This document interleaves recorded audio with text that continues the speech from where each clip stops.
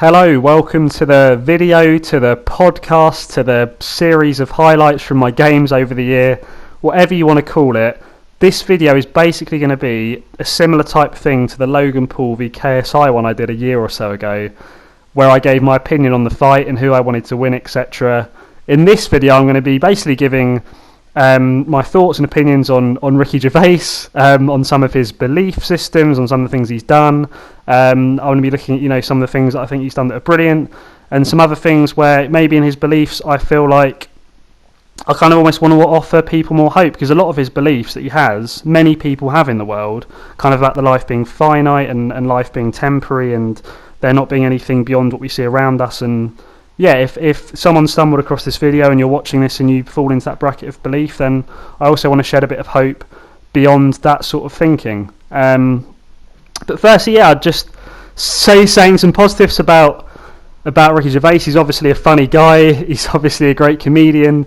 I think his Idiot Abroad series that he did with Carl Pilkington and the guy called Steve, I can't remember his surname, Mitchin or something like that, I thought was brilliant. I could watch Idiot Abroad time and time again and still find it funny. I think it's brilliantly done, and I think it brings some much needed comedy to people's days.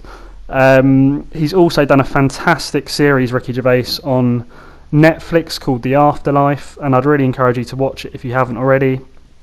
And he's basically acting out a man he was a married man and who's just lost his wife to cancer, a horribly real thing which happens in life so often.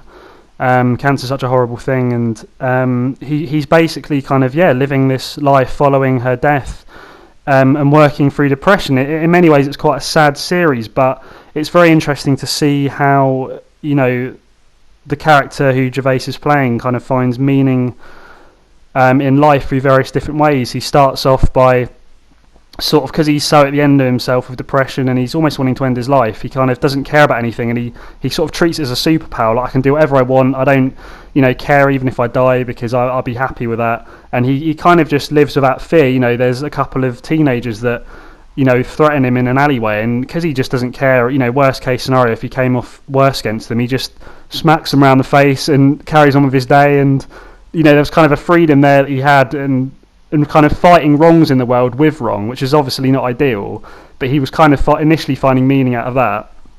But then as it developed, he kind of realised that actually being a nasty person, even if it's sort of to bring good in situations, still isn't really going to make you happy. It's still not a nice way of doing things.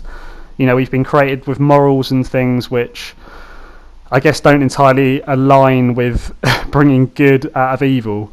So he moves on to realising that actually loving others, being kind to others, he actually starts to find real meaning and purpose in that, and trying to bring smiles to other people's days actually gives him hope and meaning which he thought he'd never get back after losing his wife. So it's really interesting watching through the series. It's very humbling, because so many people in life are in that situation when they may have lost a loved one that's close to them, and they genuinely are feeling like they have nothing left in life, where the thoughts of suicide are very real and something which feels like the only way out for them. And it's awful that anyone should have to feel like that, and I'm aware it's an extremely real thing. And part of this video, I guess, is to want to shed hope and encouragement that I genuinely believe there's a God out there that cares about you in this life and whatever you've been through. I believe there's a God that wants to bring good out of the darkness of what can happen in life, and also just give you peace and hope and meaning again. Even if if you happen to stumble across this video and that's you, I really want to encourage you that there's a God out there that loves you. I believe that Jesus died for you to forgive you and to save you and to give you peace and joy and meaning in life, and hope beyond death as well. And this is kind of partly what I was going to touch on in this video. Ricky Gervais is, like a lot of people, he believes that this earth is very finite, that there's nothing beyond it, that you kind of live, you breathe, you try and find happiness and joy in wherever you can, and then when you die, that's it. And he's on the atheist kind of spectrum, but I think the majority of people in life, or at least a lot of people in life, believe that sort of thing. And I think particularly in today's culture, that has fed into society. Religion's getting put more and more down the agenda. People think religion's unhelpful and it's constricting, and actually I'd say in my experience Christianity has been very freeing. It's it's freed me to now actually have genuine meaning and purpose in life. There's a God who died for me, that is with me in day-to-day life, helping me, encouraging me, spurring me on.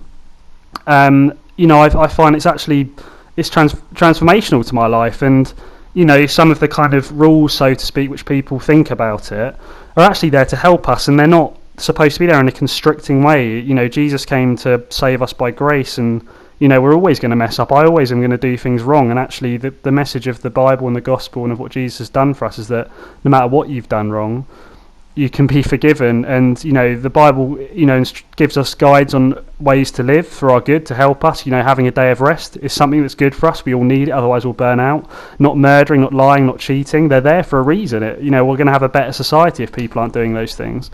But even the times we mess those up, there's still a gracious God who's died for us, and that's the heart of the gospel. And it's not all rule based and constricting as you think, and you can still live a very joyful life and do lots of things you want to do with God by your side, and find meaning and joy in that, and living to love others. Ricky Gervais in the Afterlife series wasn't far off. There is a lot of meaning to be found in loving others and looking out for others, and I think that's amazing that it's in human DNA, which I believe God's put in us to want to do that sort of thing. But even beyond that, I really do believe there's a God out there that cares for you and loves you. If you've stumbled across this video and you aren't a Christian, or you believe similar thinking, that you live, you die, and that's it, you try and live as happy as you can, I just want to encourage you that there's more to life than that, and I encourage you to look into it a bit more, because life is short, and you need to know where you're going. When you die, it's a very real thing. I think I don't want so many people, I think, have fallen into the trap of just thinking, when you die, it's going to be like you were before you were born. But that's quite risky, to at least spend time looking into it. And there's something called Now for course, where you can look into things more. They're doing those online, even in this COVID season. So I encourage you to tune into that if that's something you're interested in looking into more. But yeah, I was listening to a podcast that Ricky Gervais did, and it kind of made me feel quite sad, because this is the sort of opinion that a lot of people have, that am I living to be as happy as I can with the things around me, getting by the struggles in life as best I can, and then I die and that's it. With a God, there is genuinely more meaning and hope and purpose to life, with a God that wants to help you to live and love others like he said, but also knowing that you've got a heaven after you die, that there's a God actually helping you in the struggles of life rather than you doing it on your own or with those who are around you. It's huge. I guess to have a couple of positives, extra things that Ricky Gervais said in his video. He talked about life not all being about self-worth and the amount of likes on Facebook and things, which we fall into the trap of, which is very true. And again, I go back as a Christian to saying that in Jesus, if you believe you're loved, then actually no matter what anyone says about you, nothing can take that away. He also talked about perspective, and actually how sometimes if you're in a restaurant or something and the bar person's being really aggressive or rude, and your quick reaction would be to just have a dig at them and to be nasty back, maybe think about the possibility of they might have had some bad news that day, and it changes your whole perspective on how you respond in that situation. Everyone in life is going to act in a negative way for a reason, and don't just assume they're necessarily a bad person. I believe God's given everyone good morals and life, and to not live in a nasty way. So maybe sometimes learn to give people the benefit of the doubt. But yeah, there's some good things that I got from the series, and about Ricky Gervais' some beliefs, and also some genuine hope I want to share with you, that if you're not a Christian watching this, there is a God out there who cares about you, that there's life beyond death. And if you are a Christian watching this, I hope it's encouraged you. I hope you've enjoyed the highlights that have been playing in the background. And as my team name says on the screen as we come up now, there is genuine meaning in life with Jesus, and I hope you can find it if you haven't already.